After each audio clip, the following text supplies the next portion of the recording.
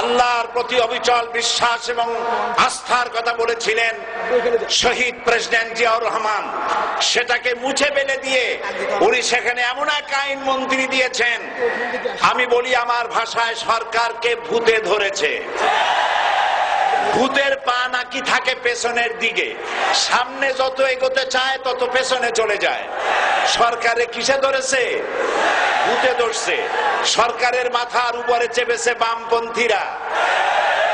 बर्बाद गुलिस्तान के लिए एक ही उल्लू काफी है, गुलिस्तान की हर शाख पे उल्लू बैठे हैं, फिर अंजाम गुलिस्तान क्या होगा।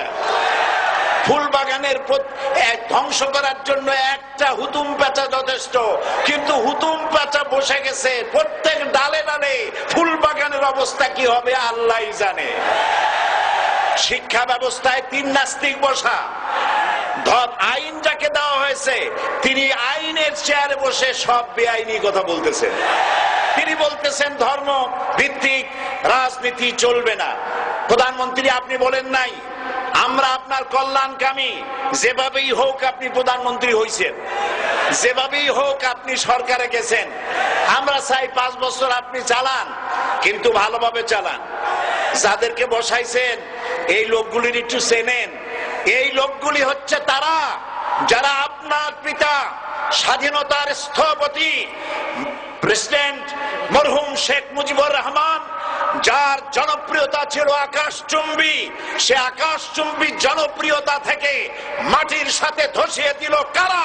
তাদেরকে আপনি মন্ত্রী বানিয়েছেন। আপনার পিতার যে দশা তারা করেছিল, এরাও আপনার সেই দশা করে ছাড়বে।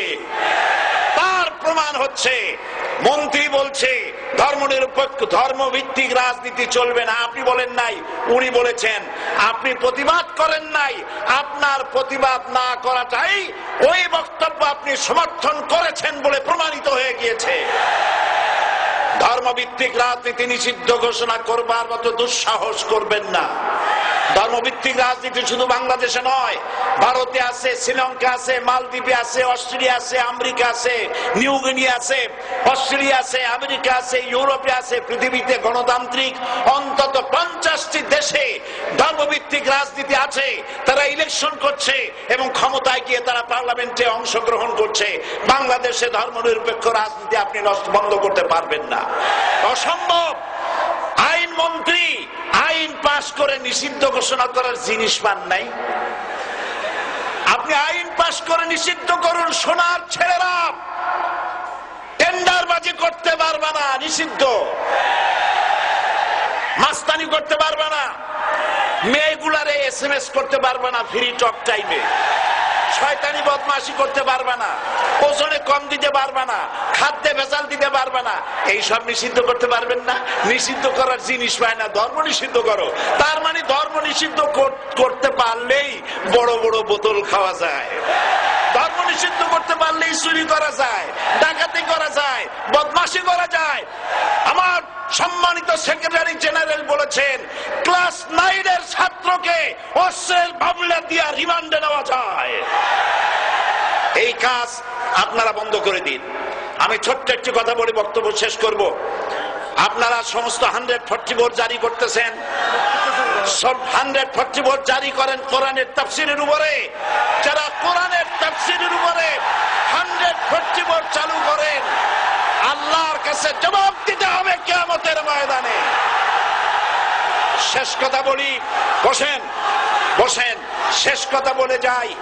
প্রধানমন্ত্রী, মাননীয় প্রধানমন্ত্রী, আপনাকে আবার বলি, আমরা আপনার শত্রু নই, আমরা আপনার শত্রু নই।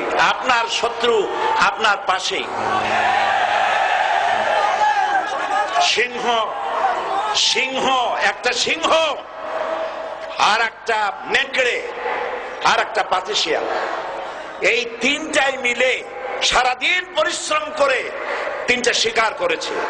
একটি খরগোশ, একটি হরিণ, আর একটা বড় গরু। সিংহ বলছে আমি পরিশ্রম করে আমরা তিনজনে শিকার করছি, কিন্তু আমার নিয়ম হলো বিচার ব্যবস্থা না করিয়া, ভাগ না করিয়া খাওয়া আমি পছন্দ করি না।